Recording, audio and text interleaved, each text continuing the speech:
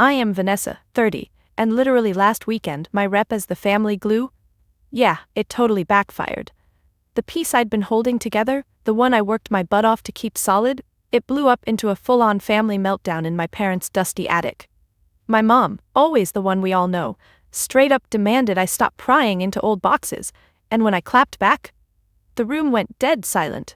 "You just ruined us," she yelled, with my dad and sister Natalie staring like I'd set the house on fire. But here's the tea. Their shade didn't break me. It lit a spark. I'm not just pushing back. I'm about to flip the script and change everything. A quick note, this story is copyrighted by the YouTube channel Guest Stories.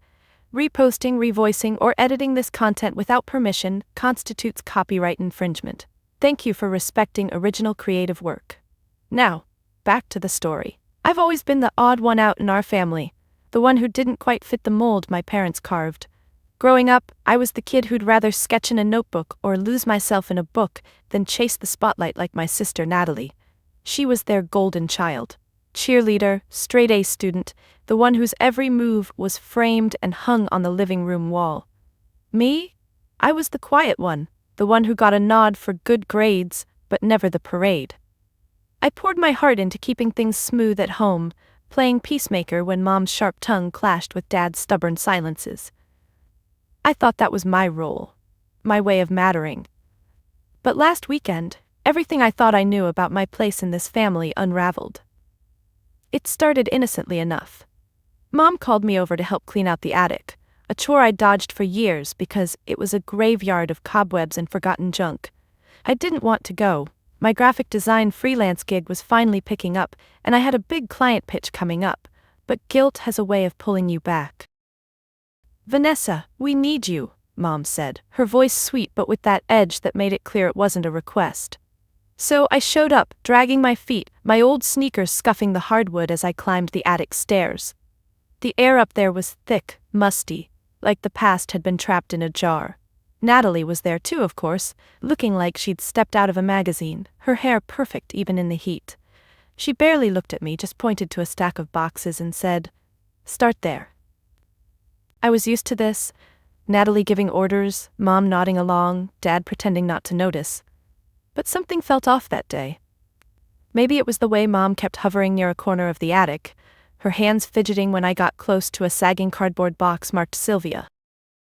Sylvia was my great-aunt, or so I'd been told, a mysterious figure who died before I was born.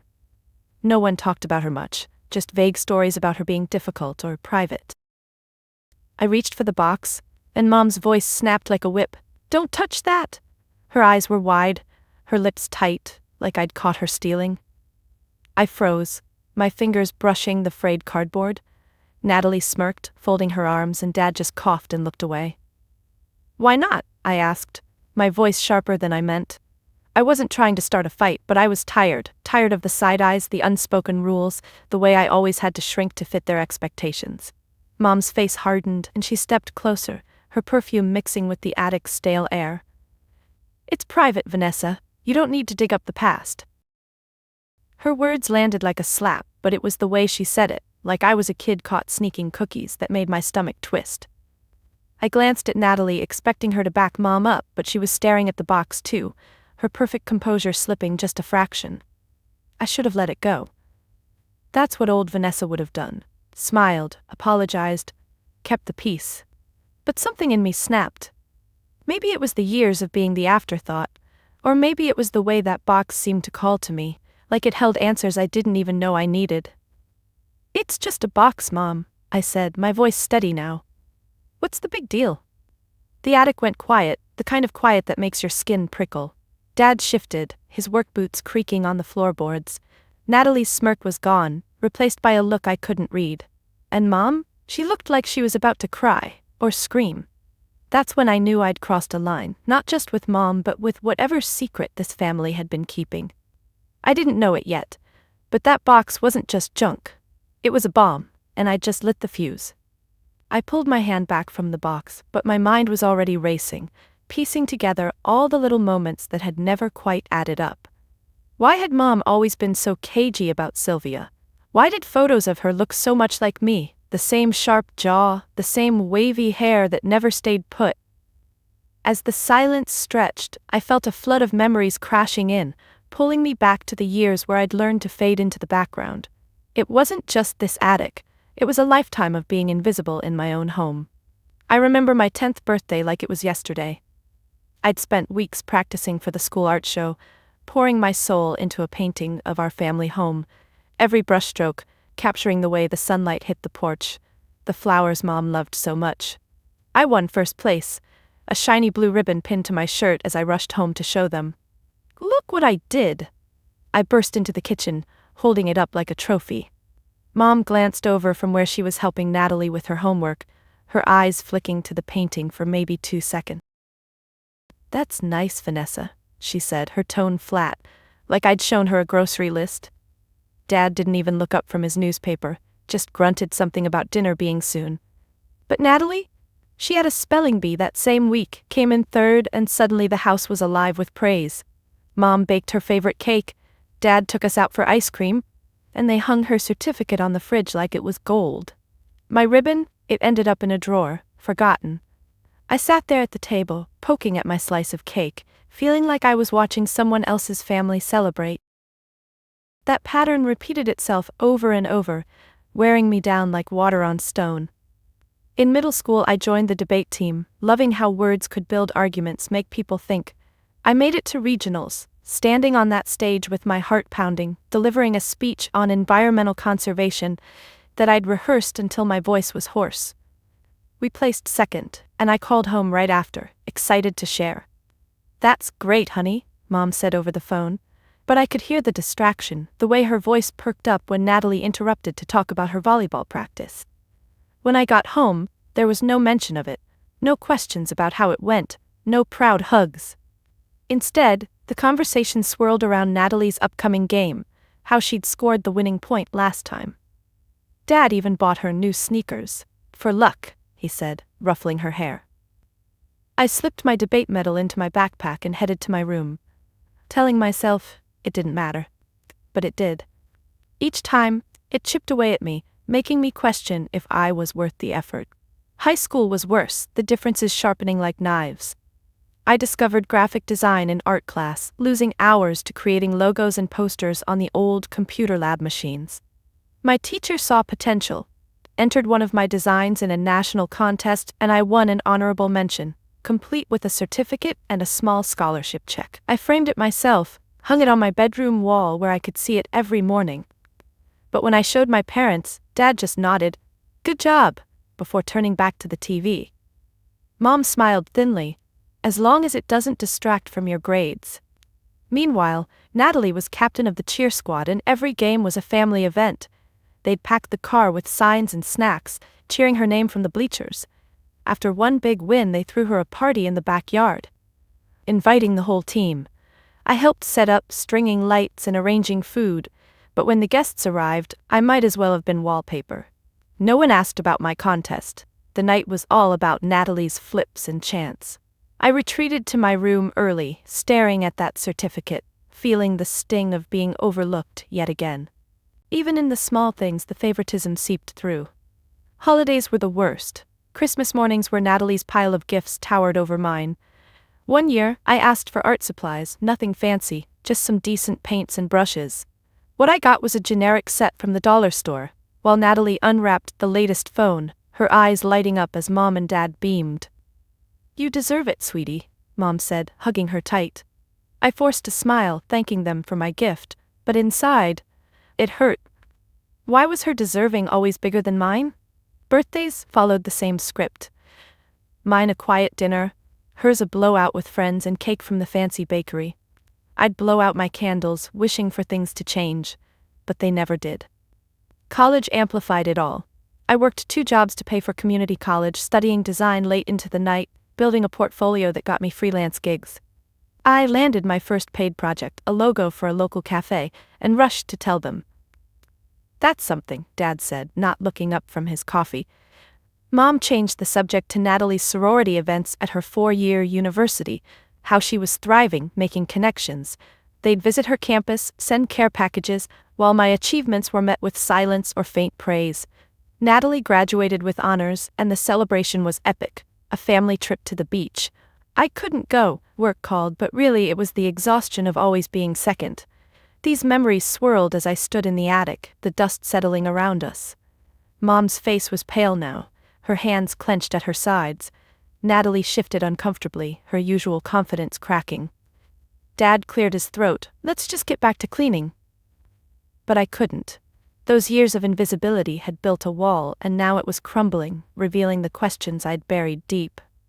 Why had they always chosen her? What was so wrong with me? The box sat there, a silent promise of answers, and I knew I couldn't walk away. Staring at that box, with Mom's warning hanging in the air like a threat, I felt a surge of defiance bubble up inside me. It wasn't just about the past anymore. It was about everything I'd built in the shadows, away from their judgmental eyes. While they'd been pouring all their energy into Natalie, I'd been quietly constructing my own world, brick by brick, through my graphic design work. It started small, but it became my secret fortress, my proof that I didn't need their approval to succeed. And right there in the attic, as the tension thickened, I clung to that secret like a lifeline, reminding myself of the journey that had brought me this far. It all began during my last year of community college, when I was juggling classes, a part-time job at a coffee shop, and the constant ache of feeling like an outsider at home. I'd sneak into the computer lab after hours, teaching myself design software through free online tutorials, my eyes burning from the screen glare. One night, after a particularly rough family dinner where Natalie announced her acceptance to a prestigious internship, met with cheers and toasts, I came home defeated. I didn't cry. Instead, I opened my laptop and started doodling a logo for fun, something abstract that captured the swirl of emotions in my chest. The next day, I posted it on a freelance forum, not expecting much, but a small business owner messaged me, "This is perfect. How much?" I stared at the screen, my heart racing. $50. It wasn't a fortune, but it was mine, earned without a single pat on the back from my family. That first gig ignited something in me. I dove deeper, spending every spare moment honing my skills. I'd wake up at dawn, before the house stirred, sketching concepts on napkins while sipping coffee. The struggle was real. There were nights when I'd stare at a blank canvas, frustration knotting my stomach, doubting if I was good enough. Rejections piled up, clients who ghosted, projects that fell through. One time, I poured 2 weeks into a branding package for a startup, only for them to say it didn't vibe and bail without paying. I sat on my bed, fists clenched around my pillow, fighting the urge to quit. "Why bother?" the voice in my head whispered, sounding a lot like Mom's dismissive tone. But then I'd think of Natalie, handed opportunities on a silver platter, and it fueled me. I couldn't let their neglect define me. So I revised, learned from feedback forums, and pushed on. Slowly, the wins started coming. A local bookstore hired me for their website redesign, praising my intuitive layouts. I remember the email, "Your work captured our essence perfectly." I read it over and over, a warmth spreading through me that no family praise ever had. I kept it quiet though, didn't tell anyone at home. Why bother? They'd just compare it to Natalie's corporate climb. Instead, I saved every penny, building a portfolio site under a pseudonym to avoid questions. The intense struggle peaked during a brutal winter when I lost my coffee shop job to cutbacks. Bills loomed and panic set in. I freelanced full-time out of necessity, cold emailing potential clients, my fingers trembling as I hit send. Sleep became a luxury. I'd work until my vision blurred, fueled by cheap ramen and determination. The aha moment hit during one of those endless nights. I'd just landed a major contract, designing marketing materials for a mid-sized tech firm. It was my biggest yet, worth thousands, but the deadline was tight and self-doubt crept in hard. I was midway through, staring at a half-finished mock-up, when everything clicked. I realized this wasn't just a job, it was my rebellion, my way of rewriting the script they'd forced on me. "I don't need them," I whispered to the empty room, my voice steady for the first time. Tears came then, not from sadness, but from release. All those years of invisibility had forged this resilience in me. I'd turned their neglect into fuel, building a career that was thriving without their input. The design flowed after that, ideas pouring out like they'd been waiting for me to catch up. From there, the success snowballed, still hidden from my family. I upgraded my equipment, a sleek tablet, professional software, paying cash to avoid traces. Clients referred others. My rates climbed. I even started a side hustle, selling digital templates online, watching the passive income trickle in. It felt massive, this secret empire I'd created. I'd check my bank account in private, a small smile creeping across my face at the growing balance. No more scraping by. I could afford my own apartment if I wanted, but I stayed home a bit longer, saving for something bigger. The struggle hadn't vanished. There were still dry spells, harsh critiques, but each one strengthened me. I'd pace my room during tough calls, clenching the phone, defending my vision with a confidence I never knew I had. One project stands out as the pinnacle of that hidden triumph. A nonprofit reached out for a complete rebrand: logos, website, social graphics. They were helping underprivileged kids with art programs which hit close to home. I threw myself in, researching, iterating, pouring my own experiences into the designs. The final presentation was via video call. I sat at my desk, heart pounding as I unveiled the concepts. The director's face lit up. "This is incredible, Vanessa. You've given us a voice." They signed on the spot, and the payment cleared the next day, enough to cover months of expenses. I celebrated alone with a takeout dinner and a quiet toast to myself. That night, lying in bed, I felt a profound shift.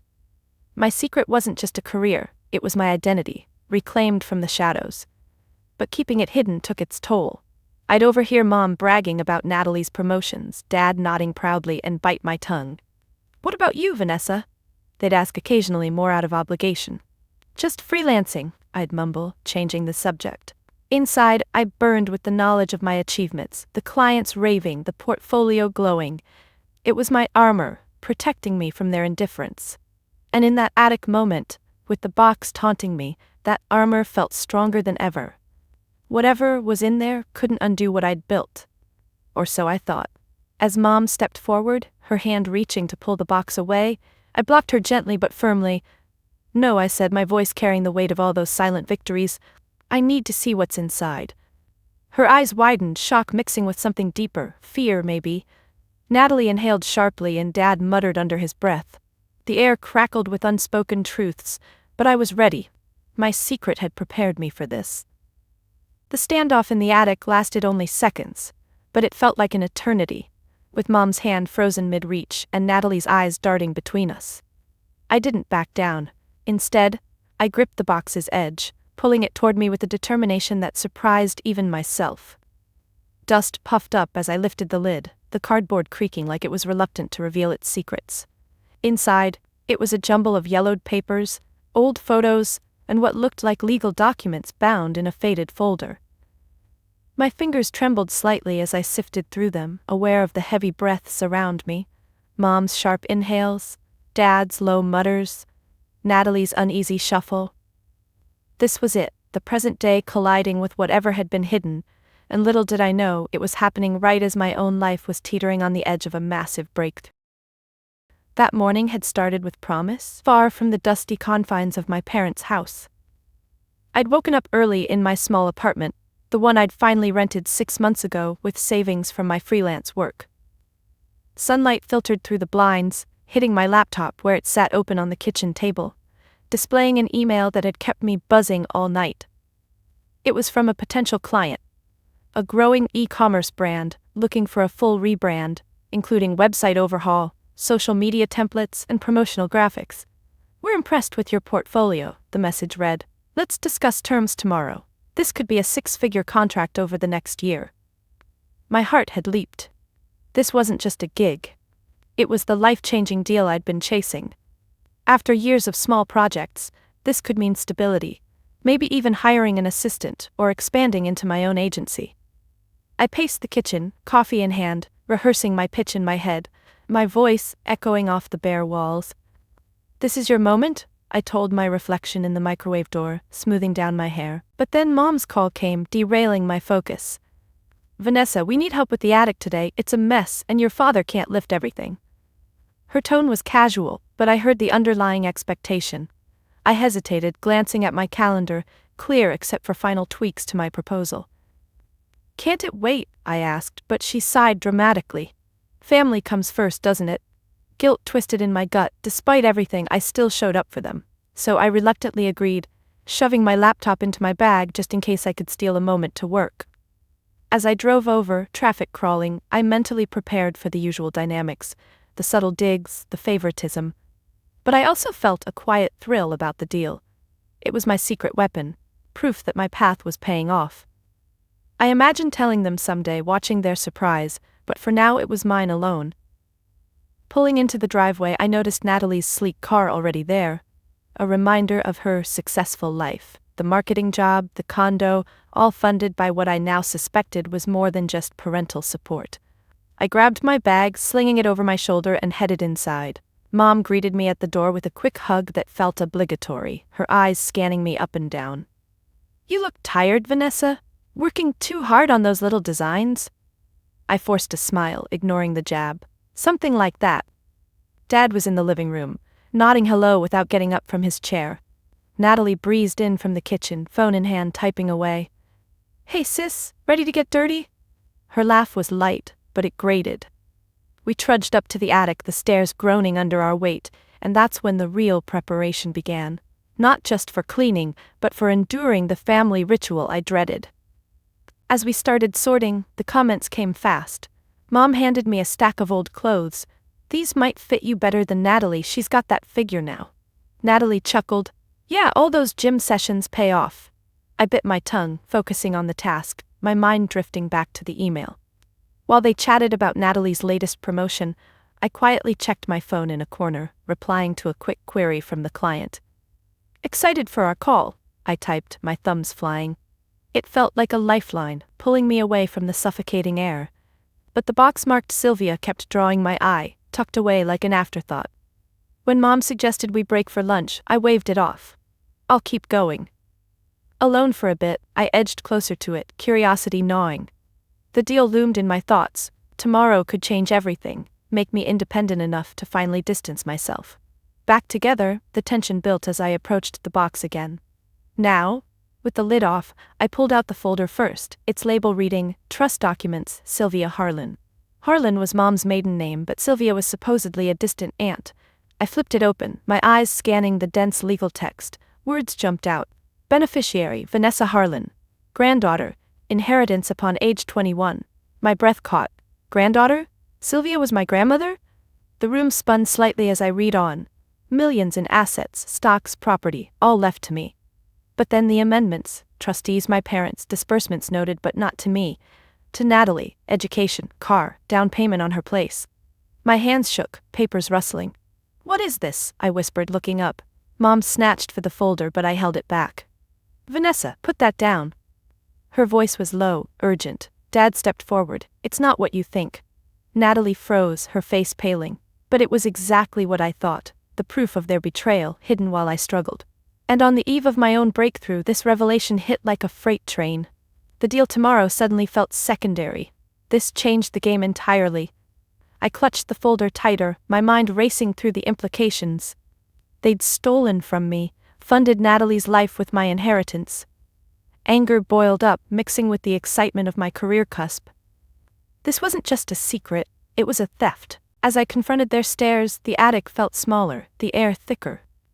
"Explain," I demanded, my voice steady despite the storm inside.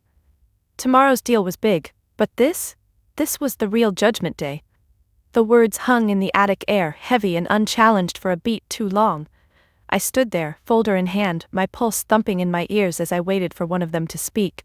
Mom's face twisted, her lips pursing like she'd tasted something sour, and she was the first to break the silence.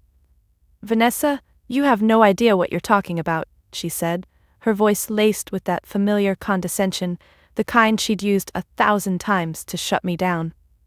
It wasn't an explanation, it was a dismissal, and it set off a barrage that made the dusty space feel even more suffocating. She snatched the folder from my grip, her nails scraping against the paper, and clutched it to her chest like a shield. "This is none of your business. You always have to poke around where you don't belong." Her eyes narrowed, scanning me up and down as if I were a disappointing report card. I felt my cheeks heat, but I didn't back away. Instead, I crossed my arms, mirroring her stance. "It's got my name on it, Mom, literally. So yeah, it is my business." But she waved a hand dismissively, turning to Dad for backup. "Tell her, Robert, she's overreacting as usual." Dad shifted his weight, his boots scuffing the floorboards, avoiding my gaze. Vanessa, your mother's right. This stuff is old, complicated. You wouldn't understand. His tone was gruff, patronizing, like I was still the kid who couldn't tie her shoes properly. Natalie chimed in then, leaning against a stack of boxes with her arms folded, a smirk playing on her lips. God, Vanessa, why do you always make everything about you? It's just some papers. Probably nothing. She rolled her eyes, her perfectly manicured fingers tapping her elbow impatiently. But I saw the flicker in her expression, the way her smirk didn't quite reach her eyes, like she knew exactly what those papers meant. Nothing? It says Sylvia was my grandmother, and there's an inheritance. For me, and it looks like you've all been using it. My voice rose, steady but edged with the anger I'd bottled up for years. Mom let out a sharp laugh, short and bitter. Oh, please, you think you're entitled to that, after everything we've done for you? She stepped closer, her finger jabbing the air toward me. We raised you, fed you, put a roof over your head, and this is how you repay us? By digging up dirt? The comments kept coming, each one a subtle dig designed to chip away at my resolve. Dad grunted in agreement, finally looking at me with that disappointed stare he'd perfected. You've always been the dramatic one, Vanessa. Natalie never causes this kind of trouble. He gestured vaguely toward her, as if she were Exhibit A of perfection. Natalie nodded, her smirk widening. Yeah, sis. Maybe if you focused on your own life instead of snooping, you'd be doing better. I mean, what are you even up to these days? Still playing with those computer drawings? Her laugh was light, but it stung like a slap, belittling my career, the one I'd built from scratch while she'd sailed through on their support. I clenched my fists at my sides, nails digging into my palms, fighting the urge to lash out. It's graphic design, Natalie, and I'm good at it, but that's not the point. The point is, you've been lying to me. Mom shook her head, her hands fluttering as she tucked the folder behind her. Lying? We protected you. Sylvia was unstable. We didn't want you burdened with that mess. Her voice dripped with false concern, but her eyes were hard, calculating. She turned to Natalie, softening instantly. Besides, the money went where it was needed. Natalie has made something of herself. Good job, nice place. What have you done, Vanessa? Freelancing? That's not stability. The backhanded compliment landed heavy, implying I was the failure, the one who'd never measure up. Dad nodded along. We did what was best for the family. You were always so independent, figured you'd be fine. Independent? It was code for forgotten, for the one they didn't bother investing in. I felt the weight of their words pressing down, each condescension building on the last, heightening the tension until the attic felt like a pressure cooker.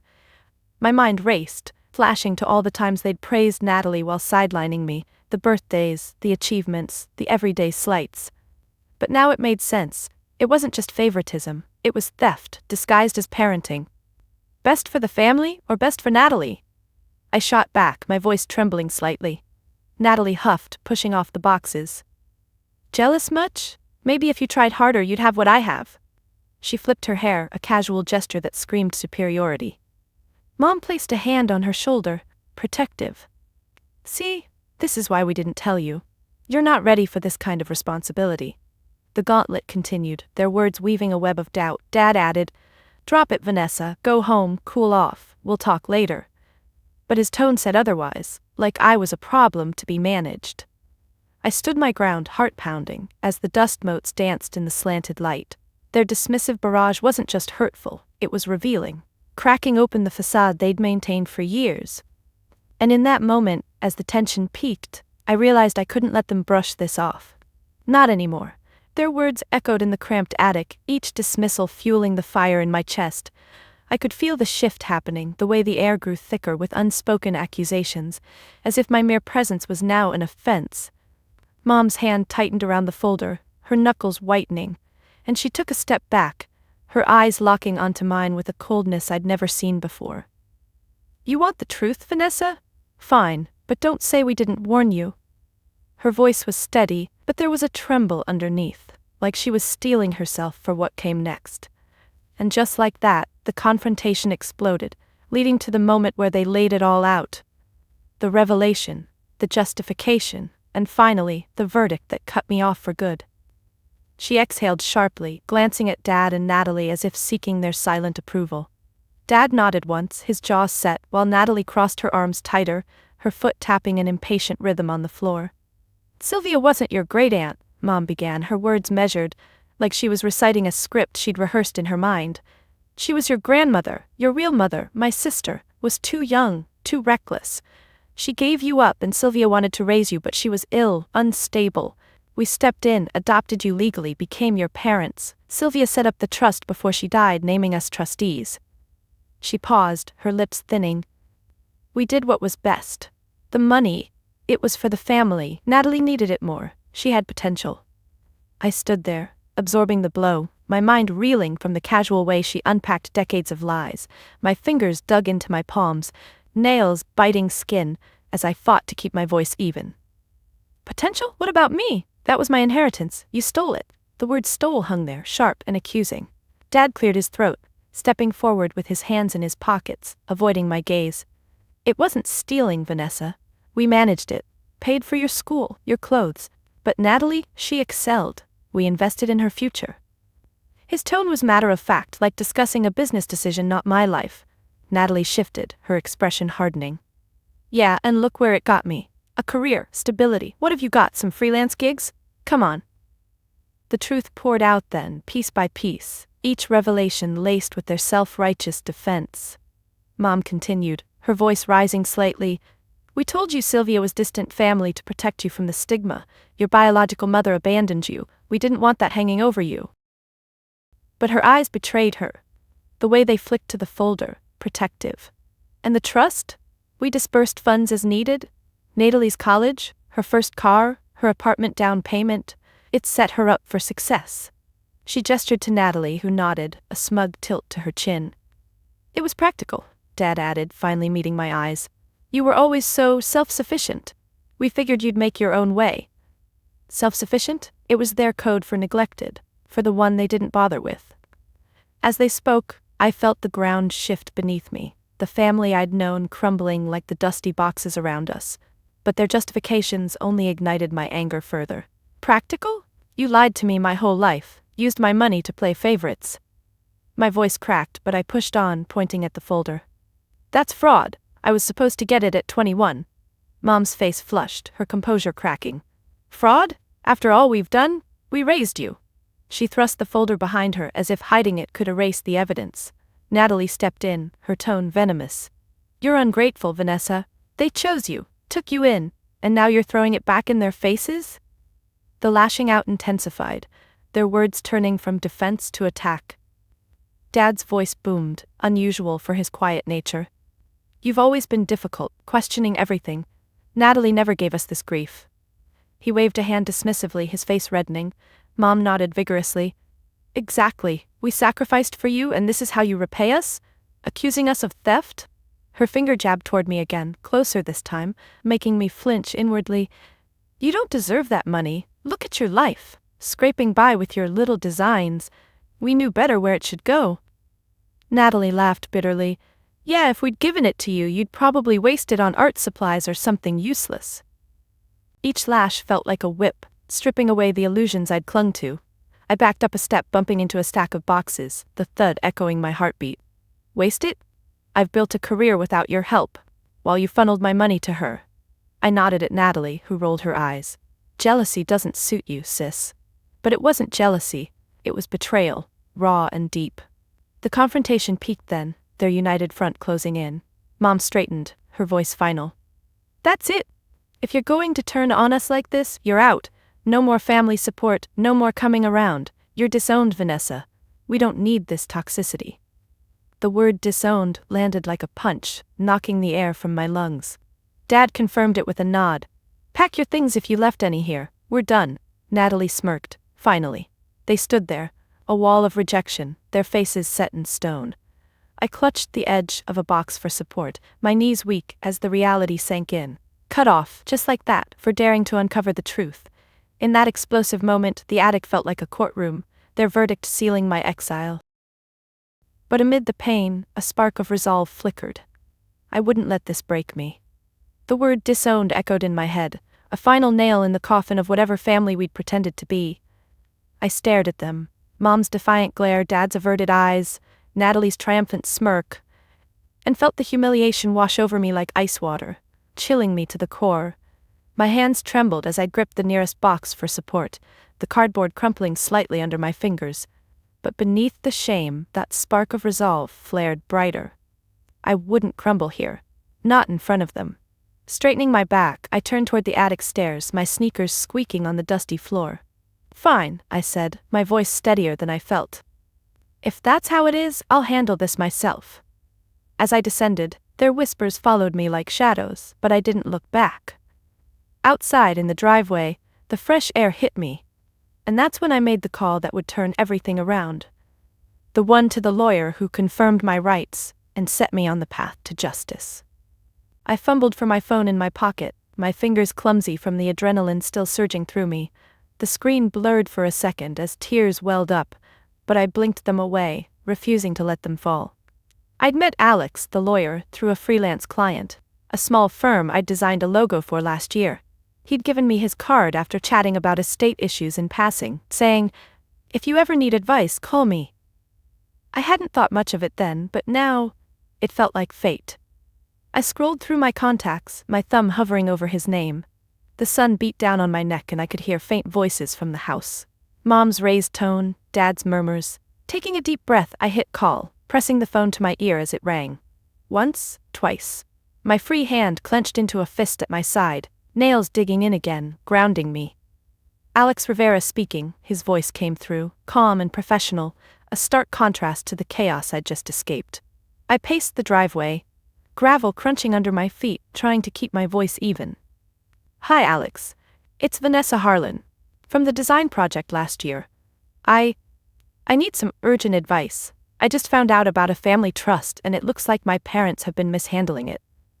There was a pause on his end, the sound of papers shuffling, maybe him sitting up straighter. "Vanessa, good to hear from you, though not under these circumstances. Tell me everything. Start from the beginning." I leaned against my car, the metal warm against my back, and poured it out. The attic discovery, the folder, Sylvia being my grandmother, the inheritance siphoned to Natalie. My words tumbled over each other at first, but as I spoke they steadied, fueled by the raw betrayal. I described the documents I'd glimpsed, the beneficiary clause, the disbursements, the trustee roles. They said they did what was best, but it's my money, and now they've disowned me for finding out. Alex listened without interrupting, occasional hums of acknowledgement encouraging me. I could picture him in his office, pen in hand, jotting notes on a legal pad. When I finished, there was a brief silence, broken only by my ragged breathing. "Okay, Vanessa," he said finally, his tone measured but reassuring. "First, take a breath. This sounds like a clear case of breach of fiduciary duty. As trustees, your parents had a legal obligation to manage the trust in your best interest. Diverting funds without your knowledge, especially after you turned 21, could be fraud." His words hit like a lifeline, pulling me from the depths of humiliation. I stopped pacing, my fist unclenching as hope flickered. "Really? So I have rights here?" He chuckled softly, not mocking but confident. "Absolutely. The trust documents you described, naming you beneficiary with inheritance at 21, that's binding. We can request full accounting, and if they've misused funds, you can sue for recovery, plus damages." As he spoke, I felt the weight lifting, replaced by a surge of empowerment. My eyes darted back to the house, where the front door remained closed. No one had followed me out. "What do I do next?" I asked, my voice firmer now. Alex outlined the steps, gather any evidence I could, like photos of the documents if possible, then he'd file for discovery. "I'll need to see those papers. Can you get copies?" I thought of the folder still in Mom's grip, but nodded to myself. "I'll find a way." He paused, his voice softening. "Vanessa, this isn't just about money. It's about justice. You've been wronged, and the law is on your side. We can freeze any remaining assets, prevent further dissipation." Dissipation. The word sounded official, powerful. I straightened, wiping a stray tear from my cheek. "How long would this take?" "Months, possibly a year if it goes to court." "Yeah, but we can seek an injunction quickly." The conversation stretched on, Alex asking pointed questions, dates, amounts I'd seen, any prior hints of the secret. I answered as best I could, my mind sharpening with each detail. "Sylvia died when I was a baby, right?" They said she was unstable. He hummed. We'll verify that. Sometimes families hide truths for control. Control. That resonated, explaining the years of favoritism. As we talked, a car passed on the street, honking faintly, but I barely noticed. My focus was laser-sharp on his assurances. You're not alone in this, he said toward the end. I've handled similar cases. Trustees abusing power. You can win. Win. The word ignited something fierce in me, turning humiliation into determination. By the time we hung up, after he promised to email a retainer agreement, the sun had shifted, casting long shadows. I pocketed my phone, my hand steady now. The call had changed everything, confirmed my rights, mapped a path forward. No longer the disowned outcast, I was the rightful heir, armed with the law. Glancing back at the house, I felt a profound shift. Their verdict didn't define me anymore, justice would. With Alex's words still ringing in my ears, I pocketed my phone and stared at the front door of the house, the place that had never truly felt like home. My heart pounded, but it wasn't from fear anymore. It was from a clarity that cut through the fog of years of doubt. They thought they'd silenced me with their disowning, but that call had armed me with the truth. I couldn't just drive away, not yet. I needed to face them one last time, to expose the hypocrisy they'd wrapped themselves in like a blanket. Taking a deep breath, I straightened my shoulders and marched back inside, the door creaking as I pushed it open. The living room was empty, but voices drifted from the kitchen, hushed, urgent. I followed them, my steps deliberate, ready to watch their stunned scramble. As I entered the kitchen, they froze like deer in headlights.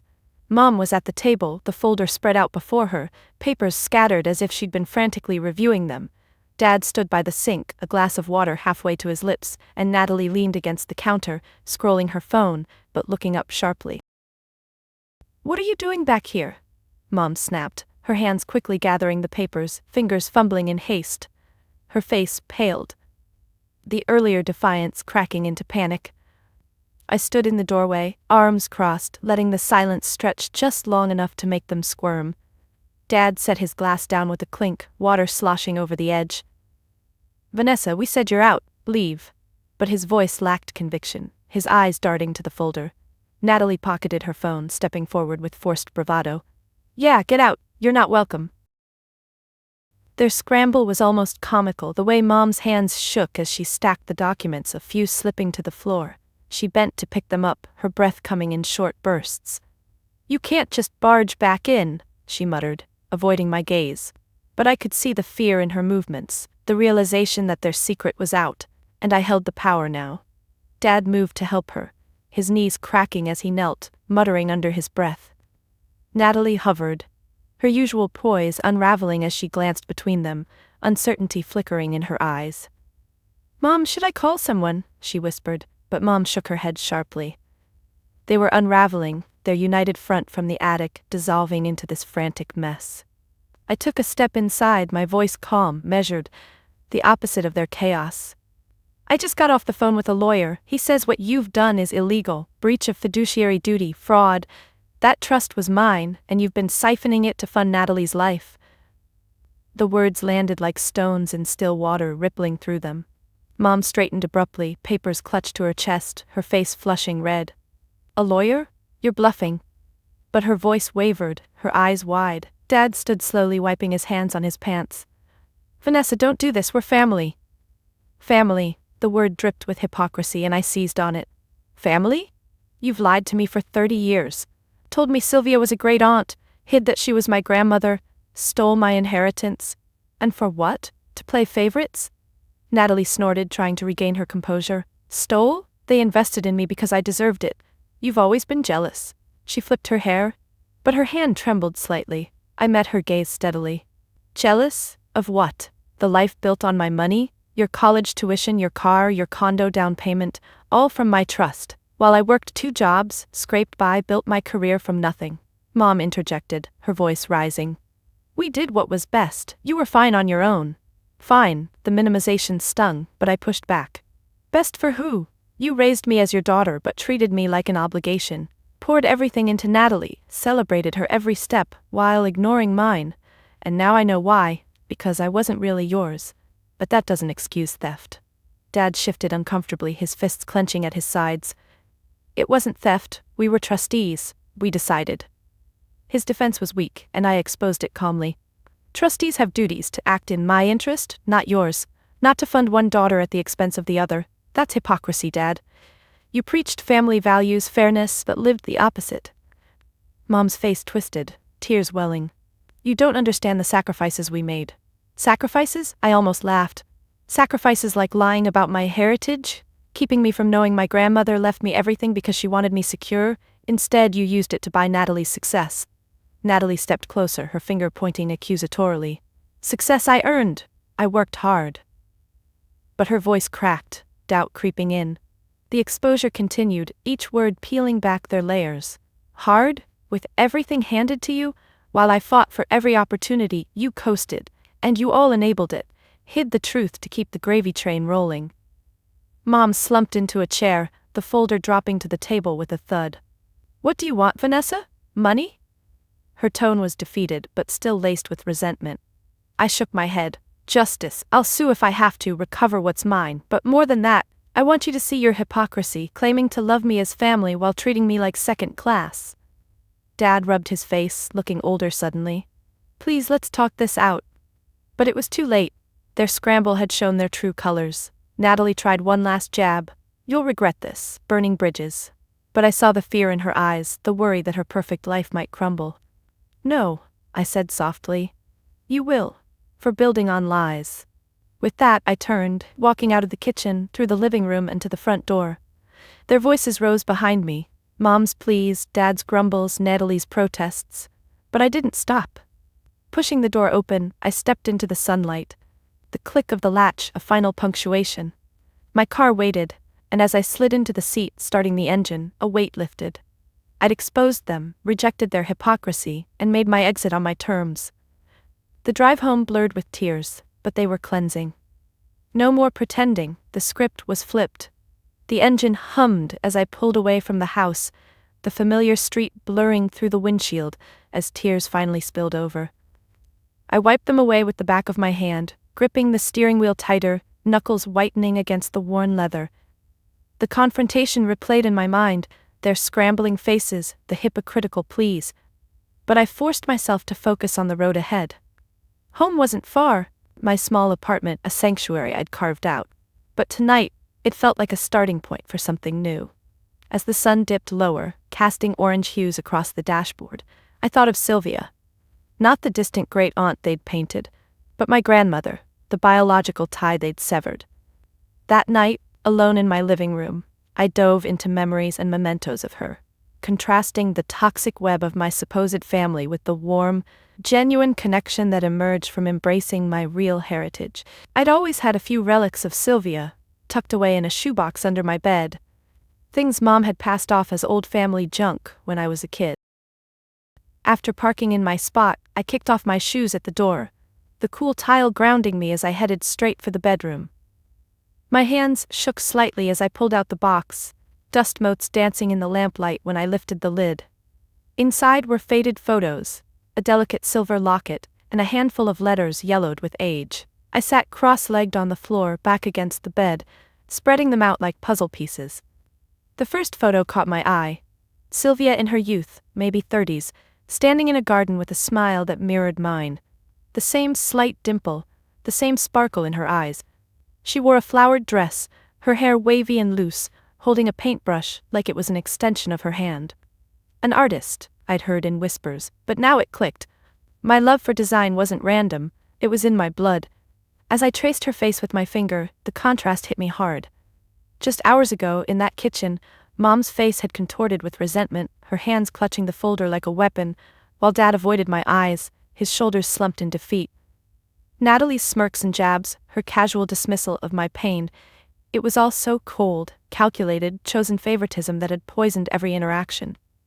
But here, in this photo, Sylvia looked open, inviting, her expression one of quiet strength. I imagined her life, piecing together fragments from the letters. One was addressed to my biological mother, her daughter, dated months before my birth. Take care of the little one. She's got our fire. Fire. Not the destructive kind my family had wielded, but a creative spark. I held the letter closer, inhaling the faint scent of aged paper. feeling a warmth spread through me that their toxicity could never touch. The locket came next. I clicked it open, revealing a tiny photo inside of baby me, swaddled and wide-eyed next to a lock of dark hair that must have been Sylvia's. My throat tightened as I clasped it around my neck, the cool metal settling against my skin. It felt like an embrace, genuine and unasked for, unlike the obligatory hugs from Mom that always carried an undercurrent of judgment. I remembered family dinners, the toxic ones where praise flowed to Natalie like wine, her promotions toasted, her stories laughed at, while my updates were met with nods or changes of subject. Dad's gruff good job that felt like a pat on the head for a child, Mom's subtle digs about my hobby career. Even holidays, where gifts for Natalie sparkled under the tree, mine, practical and forgettable. That chosen dynamic, where I was the outsider they tolerated, stood in stark opposition to this biological link. Sylvia had chosen me too, in her will, leaving everything to ensure I thrived, not to fund someone else's glory. I flipped through more photos. Sylvia at an art show, her paintings vibrant abstracts that echoed the designs I created now.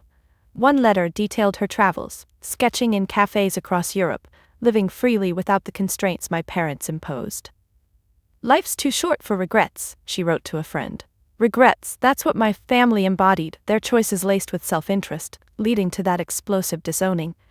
Natalie's voice echoed in my head. "Jealous much?"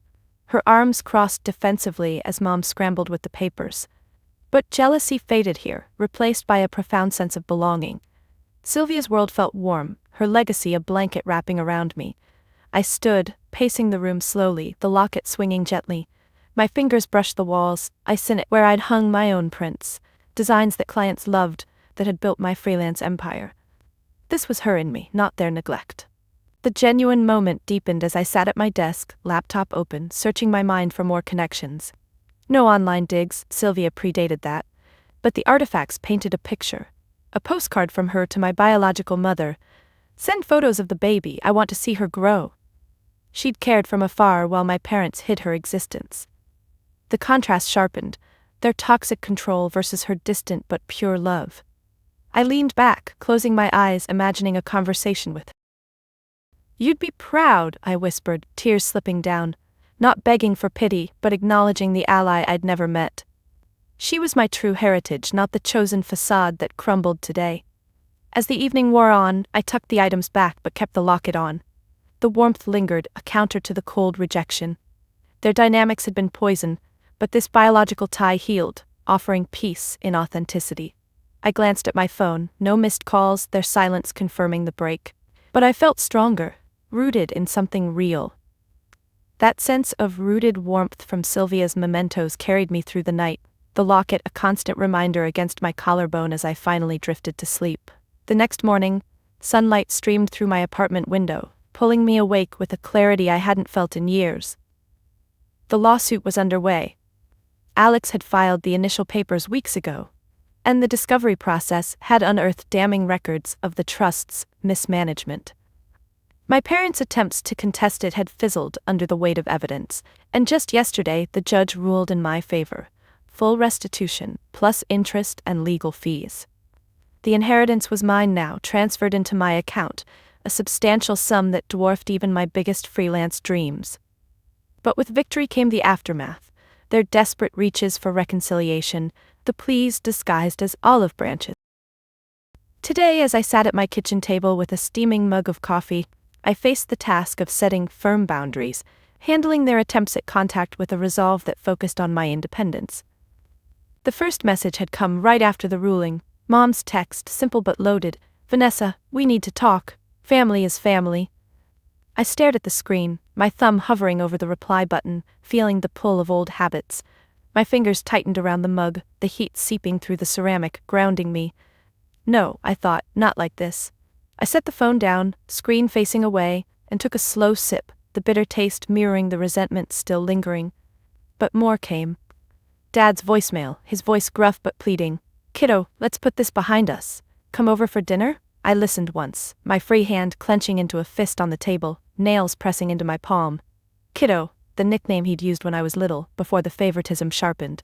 It tugged at me, but I deleted it, exhaling sharply. Natalie even tried, her email popping up mid-morning. Sis, this has gone far enough. We can share or something. Don't be greedy. Greedy? The word made me scoff, my chair scraping back as I stood abruptly. Pacing the kitchen, my socks whispering against the linoleum, I processed their outreach. Each one was a hook, designed to reel me back into the toxic fold. Mom's text carried that manipulative sweetness, the kind she'd used to guilt me into chores or silence. I stopped by the window, staring at the street below, people bustling with their lives. Independence. That's what I'd fought for, not just the money, but freedom from their strings.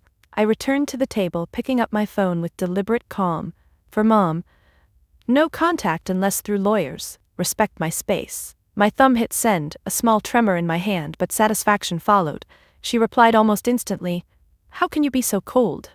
I read it, my lips pressing into a thin line, but blocked her number. The action final like closing a door. Dad's turn next. I didn't call back. Instead I texted, "The lawsuit is over. No more family dinners, please don't reach out." His response buzzed in, "You're breaking my heart." Heart? Where was his when they disowned me? I felt a pang, my chest tightening, but I blocked him too, setting the phone down with a soft click. The silence that followed was heavy, but liberating. No more expectations, no more performative care. Natalie was trickier. Her email dripped with false camaraderie.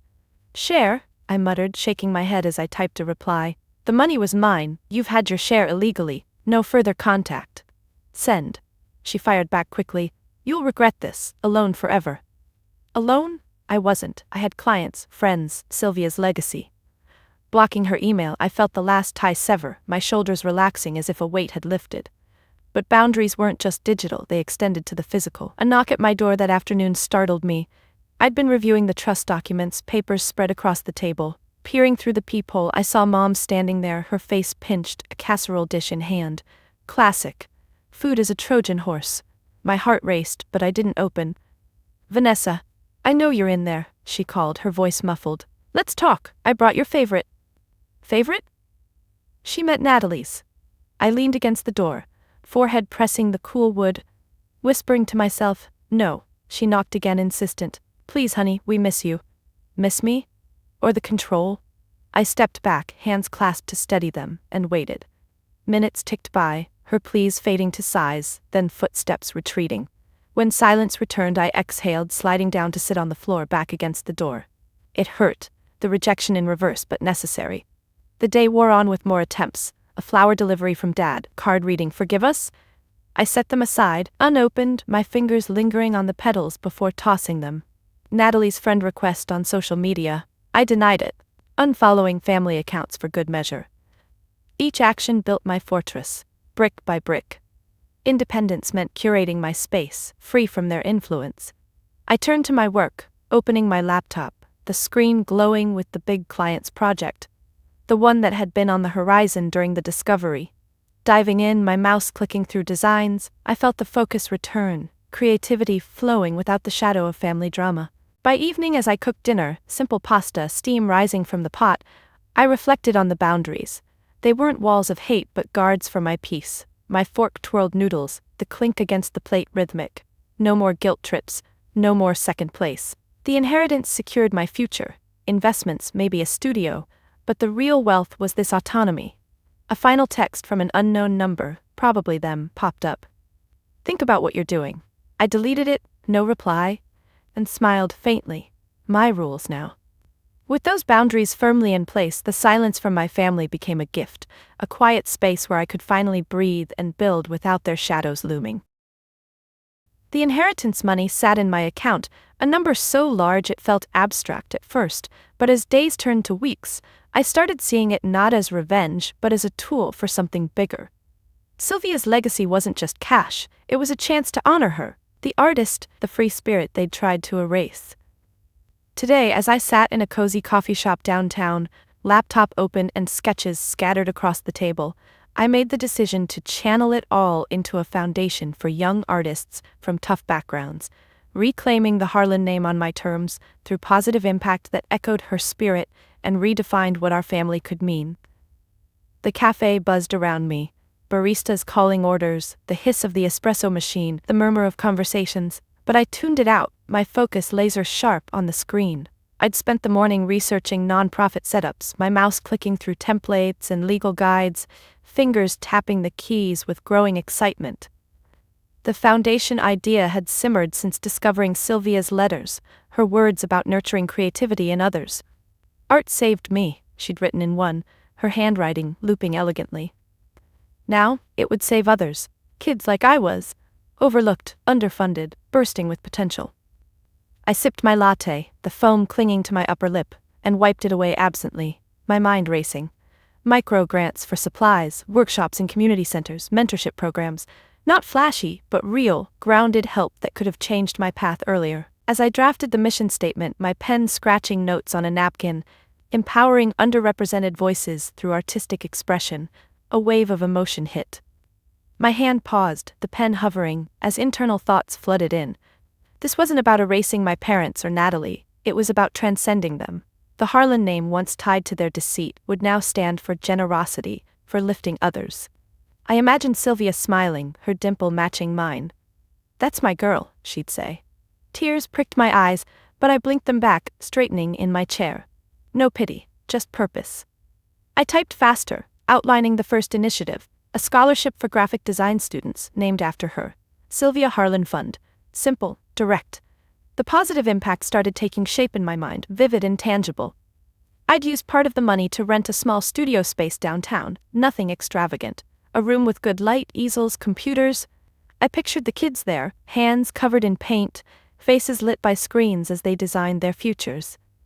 My own success fueled this. The freelance career I'd built, now bolstered by the inheritance, gave me the credibility to lead. Clients who'd raved about my work could guest mentor, sharing tips on portfolios and pitches. I leaned back, crossing my arms, feeling the locket press against my chest. This was reclamation, taking the name they'd tarnished and polishing it into something shining. But doubts crept in as they do.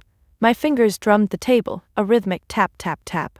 What if it failed? What if people saw it as vanity, a rich girl's pet project? I shook my head, clenching my jaw slightly. No. This was authentic, born from my struggles, the years of invisibility, the attic revelation. It was positive, not punitive. I thought of Natalie, her life funded by what should have been mine, but pushed the bitterness aside. This foundation would help dozens, maybe hundreds, turning pain into progress. I saved the document, the cursor blinking triumphantly, and stood to stretch, my chair scraping softly. Walking to the counter for a refill, I overheard a young barista chatting with a coworker about art school dreams stalled by costs. "I sketch on breaks, but supplies are expensive," she said, wiping the counter with quick swipes. It felt like a sign. Back at my table, I refined the plan, adding a community outreach arm, free drop-in sessions for locals. My phone buzzed with an email from Alex, confirming the final transfer. All assets secured, no appeals left. "You're free," he wrote. "Free." I replied, "Thanks," my thumb steady, then dove deeper into the foundation structure. Board members, maybe my old art teacher, a few clients. I jotted names, the list growing. The internal realization deepened as the afternoon wore on. Reclaiming the legacy wasn't just external, it was healing me. Each keystroke, each note stitched the wounds from that family meltdown. I recalled Mom's clenched fists in the kitchen, Dad's averted gaze, Natalie's smirk. They defined Harlan as control, favoritism. But now, I was rewriting it. My success, the designs that paid bills, the inheritance won fair, became a force for good. I paused, staring at a blank funding allocation spreadsheet, and filled it in. 40% grants, 30% programs, 20% operations, 10% endowment. Practical, sustainable. A smile tugged at my lips, small but genuine. By late afternoon the cafe emptied, sunlight slanting through windows. I packed up, slinging my bag over my shoulder, the weight of papers and laptop a comforting reminder. Stepping outside, the breeze ruffled my hair, carrying the scent of street food. I walked home, steps light, mind buzzing with next actions. File incorporation papers tomorrow. Reach out to potential partners. This was impact, not revenge's sharp sting but creation's slow bloom. The Harlan name, mine by blood and now by choice, would echo positively, honoring Sylvia while forging my path. At home, I set everything on my desk, the locket catching the light. One event, this planning session, had crystallized it all. Positive change, self-defined legacy. Peace settled deeper. That deeper peace lingered like a quiet hum in my chest as I closed the desk drawer on the foundation plans, the papers rustling softly before settling into silence. The evening light faded outside my window, casting long shadows across the room, and I found myself drawn to the couch, sinking into the cushions with a sigh that released the last remnants of the day's energy. My hand absent-mindedly fiddled with the locket, the silver warm from my skin, as thoughts turned inward. Not to the past's chaos, but to a final, profound reflection on where I'd landed. It wasn't the money or the foundation that sealed it. It was realizing in that still moment that my worth had always been inside me, untethered from their approval, leading to a true, unshakable peace. I stared at the ceiling, tracing the faint cracks like veins in marble, my mind wandering back through the journey without the usual sting. The attic discovery, the confrontation, the lawsuit, they were chapters, not the whole story. I'd spent years measuring myself against their yardstick, Natalie's successes as the benchmark, Mom's nods as validation, Dad's grunts as acceptance. But sitting there, legs curled under me, I saw it clearly. My value wasn't in their eyes. It was in the resilience I'd forged alone.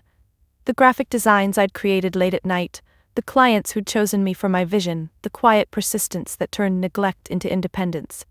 I shifted slightly, the couch creaking, and closed my eyes, breathing deeply. Worth wasn't external, praise or inheritance or reclaimed legacies. It was internal, a steady flame that had burned through every slight. The reflection deepened as memories surfaced, not in anger, but in gentle waves. Remember that first freelance gig, the $50 that felt like a fortune? I'd celebrated with a solo walk in the park, leaves crunching underfoot, a smile I couldn't suppress. Or the aha moment during that tough project, whispering to an empty room that I didn't need them.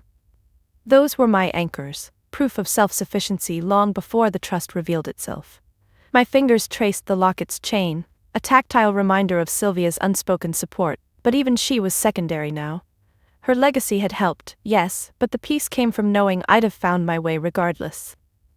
I opened my eyes, gazing at the dimming sky through the window, stars beginning to prick the twilight. True peace wasn't triumph over them, it was indifference to their measure. I stood slowly, padding to the kitchen in socked feet, the floor cool beneath me. Pouring a glass of water, I sipped it standing by the sink, the liquid soothing my throat. The foundation would thrive, impacting lives, but that was outward ripple. Inwardly, the shift was complete. No more questioning my place, no lingering doubts. My worth was in the daily choices, the designs that flowed from passion, the boundaries I'd set without apology, the quiet evenings like this, content in my own company. I set the glass down with a soft clink, leaning on the counter, arms crossed loosely. The family's betrayal had been a catalyst, forcing me to confront and claim what was always mine, myself. As the room grew darker, I flicked on a lamp, its warm glow chasing shadows. Sitting back on the couch, I pulled a blanket over my lap, the fabric soft against my skin. Reflection turned to gratitude, not for the pain but for the growth it spurred. I'd flipped the script, not through revenge's fire but self-validation's light. Peace settled fully then, a profound calm that filled the spaces once occupied by hurt. My breaths came even, steady as I realized this was it, life truly my own, worth defined by me alone. In the quiet of that evening, as I let the reflection sink in, I couldn't help but think about how far I'd come. From the overlooked kid in a family that never saw me, to a woman standing tall in her truth. It's funny how uncovering one secret can unravel everything, but also rebuild it stronger. If you've ever felt invisible or had to fight for what's yours, you know that ache, that drive to prove yourself. But here's the real lesson. Peace doesn't come from winning battles against others, it comes from winning the one within. So, what do you think? Did I reclaim enough, or should I have pushed even further? Drop a comment below with your thoughts, or share your own story of breaking free from family secrets or favoritism. I'd love to hear how you've found your own peace. And if this resonated, hit that like button, it means the world. Don't forget to subscribe for more stories like this, where real people flip the script and find their strength. Your support keeps these tales coming, inspiring us all to validate ourselves first. Thanks for listening. Until next time, remember, your worth is yours to define.